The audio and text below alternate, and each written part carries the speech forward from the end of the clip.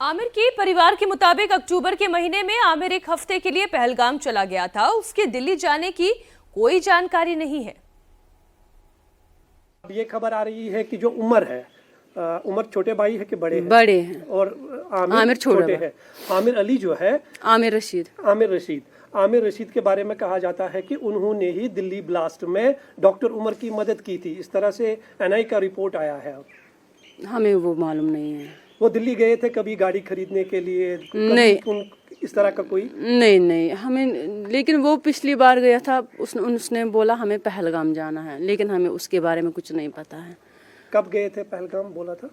उन्होंने बोला था, तारीख मुझे पता नहीं है कब। मतलब यही सितंबर के आसपास। कौन सा महीना था जब पहलगाम, या अक्टूबर में? अक्टूबर में शायद। अक्टूबर में। कितने दिनों के लिए पहलगाम गए थे? एक हफ्ता शायद। एक हफ्ते के लिए शायद। तो उसके बाद आपको कुछ नहीं पता? नहीं। अच्छा, और कौन कौन है उनके घर में, आमिर और इनके घर में? कोई नहीं है। हम खाली दो ही हैं, मेरी सास और मैं हूँ। हमें और कोई नहीं है। खाली दो भाई थे। खाली दो भाई। प्लीज हमें छोड़ दीजिए उसको। आमिर क्या करते थे? आमिर प्लम्बर थे। प्लम्बर। कितना पढ़े थे आमिर? मुझे नहीं पता, शायद वो अंडर मैट्रिक थे। हमें कोई घर में नहीं है। मेहरबानी करके अल्लाह के वास्ते हमें उमर को छोड़ दीजिए। वो बेकसूर है, उसको कुछ पता नहीं। वो इलेक्ट्रिशियन थे। बच्चे कितने हैं आपके?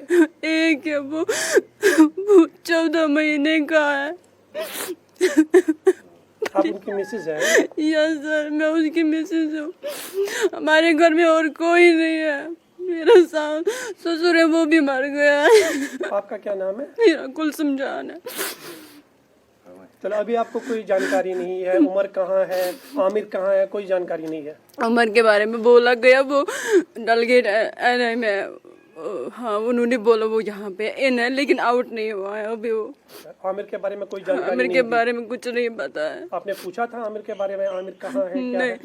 नहीं कुछ नहीं पूछा? नहीं। उन्होंने कुछ बताया?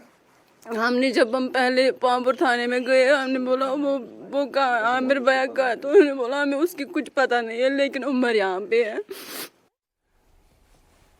और डॉक्टर्स के व्हाइट कॉलर मॉड्यूल को लेकर एक और बड़ा खुलासा हुआ है। आतंकी उमर पिछले 2 साल से एक सुइसाइड बॉम्बर ढूंढ रहा था और दिल्ली ब्लास्ट में मारे गए आतंकी उमर पर सुइसाइड बॉम्बर को तैयार करने की जिम्मेदारी थी।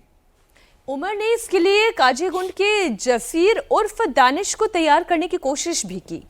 उमर और दानिश की पहली मुलाकात अक्टूबर 2023 में कुलगाम की एक मस्जिद में हुई। उसके बाद उमर ने जसीर उर्फ दानिश को फरीदाबाद के अल-फलाह यूनिवर्सिटी के पास किराए के कमरे में रखा। उमर कई महीने तक सुइसाइड बॉम्बर बनने के लिए जसीर का ब्रेन वॉश करता रहा। जसीर ने आर्थिक तंगी और इस्लाम में आत्महत्या हराम होने की बात कहकर सुइसाइड बॉम्बर बनने से मना कर दिया। सुइसाइड बॉम्बर नहीं मिलने पर डॉक्टर उमर आत्मघाती हमलावर बना और हमले को अंजाम दिया। इस वक्त हमारे साथ हमारे सहयोगी अतुल भाटिया पटियाला हाउस कोर्ट से, फरीदाबाद से कुमार सोनू और कश्मीर से मंजूर मीर और लखनऊ से विशाल प्रताप सिंह जुड़े हुए हैं। सबसे पहले अतुल, आप ये जानकारी दें, क्योंकि आज कोशिश यही रहेगी एनआईए की कि ज्यादा से ज्यादा दिन की रिमांड उन्हें मिल सके। क्या तैयारी है जांच एजेंसी की? बिल्कुल मीनाक्षी, देखिए मैं इस समय पटियाला हाउस कोर्ट में मौजूद हूँ और किसी भी समय आमिर की पेशी जो है वो यहाँ पर एनआईए कर सकती है। मैं यहाँ पे विजुअल आपको दिखाऊं किस तरीके की सिक्योरिटी जो है वो पटियाला हाउस कोर्ट के बाहर लगाई गई है। आरएएफ और सीआरपीएफ की तैनाती जो है वो कोर्ट के बाहर की गई है। जब एनआईए आमिर को पेश जो है वो कोर्ट में करेगी। यूएपीए का मामला जो दिल्ली पुलिस ने रजिस्टर किया था उसको टेक ओवर जो है वो एनआईए ने किया है और एनआईए ने पहली गिरफ्तारी इस पूरे मामले के अंदर आमिर की है। आमिर वही शख्स है जिसके नाम पे i20 गाड़ी थी जिससे लाल किले के बाहर जो है वो उमर ब्लास्ट करता है, डॉक्टर उमर, और जिसमें 12 लोगों की मौत हो जाती है और 30 से ज्यादा लोग घायल हैं। तो फिलहाल किसी भी समय अब एनआईए जो पटियाला हाउस कोर्ट की विशेष अदालत है, स्पेशल कोर्ट, वहां पर आमिर को पेश करेगी और आमिर, क्योंकि यूएपीए का केस है, इसमें लगभग 1 महीने तक का रिमांड जो है वो जांच एजेंसी एनआईए को मिल सकता है। तो पूरी कोशिश, क्योंकि अभी तक जो इन्वेस्टिगेशन एनआईए ने की है, एनआईए हमने देखा कि पहले दिन से ही स्पॉट पर मौजूद थी लाल किले पर। अतुल, जाहिर सी बात यह है कि अब जब इस पूरे मामले की इन्वेस्टिगेशन कर रही थी, अब जब कोर्ट के जरिए आमिर की कस्टडी मिल जाएगी, उसके बाद आगे जब पूछताछ होगी तो और भी बहुत सारे राज खुलेंगे। लेकिन इस बीच लगातार इस पे एक्शन चल रहा है इस पूरे मामले पर। इसके जो तार है देश के कई शहरों में है, यूपी के कई शहरों में एटीएस ने अब छापेमारी की है और लखनऊ, कानपुर, सहारनपुर में रेड की गई है। देवबंद और मुरादाबाद में भी संदिग्धों से पूछताछ की जा रही है। 1 दर्जन से ज्यादा लोगों से पूछताछ हो रही है। इन लोगों पर शाहीन और परवेज के संपर्क में होने का भी खुलासा हुआ है। विशाल हमारे साथ जुड़े हुए हैं। शाहीन और परवेज के संपर्क में कैसे आए ये आतंकी?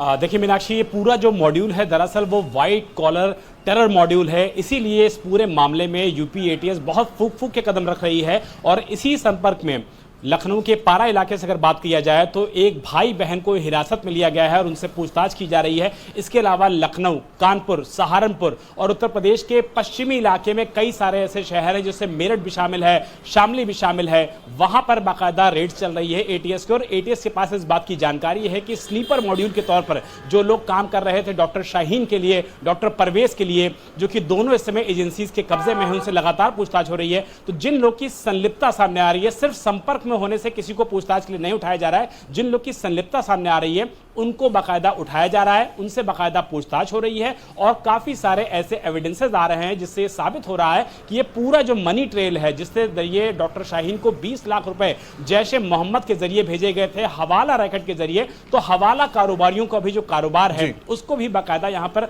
ट्रेस किया जा रहा है। और यूपी एटीएस के निगाह पे वो सारे लोग हैं जो दरअसल इस पूरे टेरर मॉड्यूल में डॉक्टर शाहीन को बताते हैं कोड वर्ड में जो जैशे मोहम्मद है और आईएसआई ने नाम दिया था मैडम सर्जन का। और मैडम सर्जन का जो जाल था वो था कि एक ऐसे मॉड्यूल को तैयार करना जो देश के अंदर दहशतगर्दी फैलाए।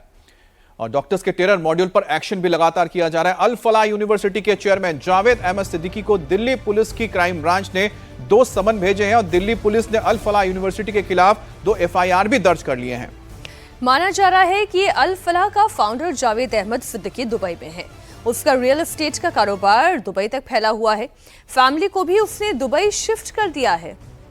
और कुमार सोनू हमारे साथ मंजूर भी जुड़ गए हैं और मंजूर से हम पूछते हैं, मंजूर इस बारे में और आपके पास क्या जानकारी आ रही है? कुमार सोनू से हम बात करते हैं। कुमार, अगर आपको आवाज आ रही हो तो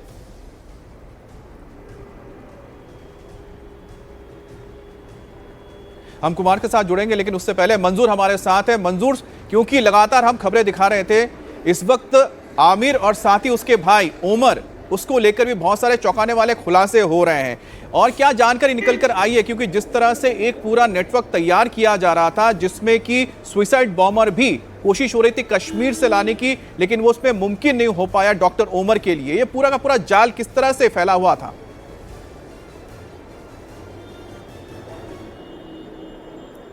बिल्कुल अमित, ये एक बहुत बड़ा नेटवर्क है और धीरे धीरे जो है इसके तार कहाँ तक जुड़े हुए हैं ये तस्वीर अब साफ होती हुई दिखाई दे रही है। क्योंकि आमिर की जो पहली गिरफ्तारी हुई है दिल्ली ब्लास्ट केस में, ये एक महत्वपूर्ण गिरफ्तारी मानी जा रही है और इससे कहीं बड़े और खुलासे जो है इनकी गिरफ्तारी से सामने आ सकते हैं। और जम्मू कश्मीर पुलिस भी लगातार अपनी छापामारी कार्रवाई जो है वो जारी रखे हुए है। लगातार पूरे कश्मीर में जो है जो वाइट कॉलर्स है उनके खिलाफ बड़े पैमाने पर कार्रवाई जारी है। कहीं डॉक्टर्स को लगातार पूछताछ के लिए बुलाया जा रहा है। उनसे हर जावेद सिद्दीकी पर हम थोड़ी सी और जानकारी ले लेते हैं। मंसूर, आप रहे हमारे साथ। कुमार, अगर आप हमें सुन पा रहे हैं, ये जो जावेद सिद्दीकी का कनेक्शन है, चूंकि आप इस वक्त फरीदाबाद में ही मौजूद हैं, जरा ये बताएं कि इनका कारोबार कहां तक फैला हुआ है? देखिए मीनाक्षी, मैं आपको बता दूं, जो जावेद अहमद सिद्दीकी है उनको जो है लगातार हम लोग ट्रेस करने की कोशिश कर रहे हैं, लेकिन अभी तक वो रेंज से बाहर हैं। दिल्ली पुलिस की क्राइम ब्रांच ने जो 2 अलग अलग एफआईआर दर्ज की थी अल फलाह यूनिवर्सिटी के खिलाफ, उसमें 2 अलग अलग समन जो हैं दिए गए हैं। इसमें मैं आपको बताऊं, जावेद अहमद सिद्दीकी जो है वो 9 अलग अलग कंपनियों के मालिक है, जिसमें अल फलाह डेवलपर, अल फलाह मेडिकल रिसर्च फाउंडेशन, अल फलाह इंडस्ट्रियल रिसर्च फाउंडेशन, अल फलाह एजुकेशन सर्विस, MJH डेवलपर, अल फलाह इन्वेस्टमेंट, ये तमाम ऐसी कंपनियां हैं जिनको जो है जावेद अहमद सिद्दीकी चलाता है, जो कि अल फलाह यूनिवर्सिटी का चेयरमैन भी है और साथ ही साथ चांसलर भी है। फिलहाल पुलिस जो है इस पूरे मामले की जांच में जुटी हुई है। क्राइम ब्रांच ने अलग 2 एफआईआर दर्ज की है। इसके अलावा जो यूएपीए के तहत या जो दिल्ली पुलिस ने एक मुकदमा दर्ज किया था जब ब्लास्ट हुआ था, इसके अलावा दिल्ली पुलिस की स्पेशल सेल ने पूरी कॉन्स्पिरेसी का खुलासा करने के लिए एक अलग से एफआईआर दर्ज की है। तो यानी दिल्ली में अब तक 4 एफआईआर दर्ज हो चुकी है, जिसमें से जो ब्लास्ट वाली एफआईआर है उसको एनआईए टेक ओवर कर चुकी है। बिल्कुल बिल्कुल, आप रहे हमारे साथ। एक और बड़ी खबर इसी बीच आ रही है, आतंकी शाहीन को लेकर ये बड़ी खबर है। उत्तर प्रदेश के 3 शहरों में शाहीन के बैंक अकाउंट है। लखनऊ, कानपुर, सहारनपुर में शाहीन के बैंक अकाउंट का पता चला है और तीनों अकाउंट से करोड़ों का लेन देन भी हुआ। इन बैंक अकाउंट से आतंकी शाहीन के भाई परवेज को भी रकम भेजी गई थी। तो ये बड़ी खबर आपको बता रहे हैं कि शाहीन शाहिद, डॉक्टर शाहीन शाहिद, उनके 3 बैंक अकाउंट्स के बारे में पता चला है और बताया जा रहा है कि करोड़ों का इसमें ट्रांजैक्शन होता था। डॉक्टर शाहीन और परवेज को लेकर एक और बड़ा सा खुलासा भी हुआ है। शाहीन और परवेज की जिहादी क्लास वीडियो कॉल के जरिए चलती थी और दोनों भाई बहन ने व्हाट्सएप ग्रुप में 100 से ज्यादा लोगों को जोड़ा था। शाहीन और उसका भाई परवेज वीडियो कॉल के जरिए कट्टरता का पाठ पढ़ाते थे, युवाओं को आतंकी बनाने के लिए भड़काऊ बयानबाजी भी करते थे और इस ग्रुप में कई मौलानाओं को भी जोड़ा गया था। एनआईए की जांच में यह भी पता चला है कि ब्लास्ट में व्हीकल बोर्न आईडी का इस्तेमाल किया गया था। गाड़ी में विस्फोटक को छिपाने के लिए ज्यादा जगह मिल जाती है। इस ब्लास्ट का असर भी ज्यादा भयानक होता है। व्हीकल बोर्न आईडी को इतना खतरनाक इसलिए माना जाता है क्योंकि इसे पहचानना मुश्किल होता है। इसके साथ बड़ा धमाका करने से ज्यादा लोगों की जान ली जा सकती है और गाड़ी के मेटल के पार्ट्स भी गोलियों की तरह ही काम करते हैं क्योंकि तेज रफ्तार में जब वो छितरते हैं जाते हैं तो वो भी नुकसान पहुंचाते हैं। दिल्ली ब्लास्ट की तस्वीरें यही बताती है एक आधा अधूरा आईडी भी कितना खतरनाक हो सकता है। इसलिए चेतावनी जारी की गई है कि भविष्य में व्हीकल बोर्न आईडी का इस्तेमाल ज्यादा किया जा सकता है। एनआईए का दावा है कि लाल किले में हुआ हमला किसी छोटी साजिश का हिस्सा नहीं था, बल्कि एक संगठित आतंकी योजना थी जिसमें कई लोग शामिल हो सकते हैं। और दिल्ली कार ब्लास्ट के बाद कानपुर का GFVM मेडिकल कॉलेज भी चर्चा में आ गया है। यहां के फार्माकोलॉजी विभाग अध्यक्ष रह चुकी डॉक्टर शाहीन अरेस्ट हुई, यानी कि HOD थी वो। अब इसी कॉलेज के 7 और डॉक्टर्स पर सुरक्षा एजेंसियों की कड़ी नजर है, जो फिलहाल लापता बताए जा रहे हैं। दिल्ली ब्लास्ट से जुड़ा एक और बड़ा खुलासा, उमर और मुजम्मिल जैश के आतंकियों से मिले हुए थे। तुर्की में जैश के आतंकियों से मुलाकात की थी। आतंकियों से मुलाकात के बाद विस्फोटक जुटाया गया था और ब्लास्ट की पूरी प्लानिंग की गई थी।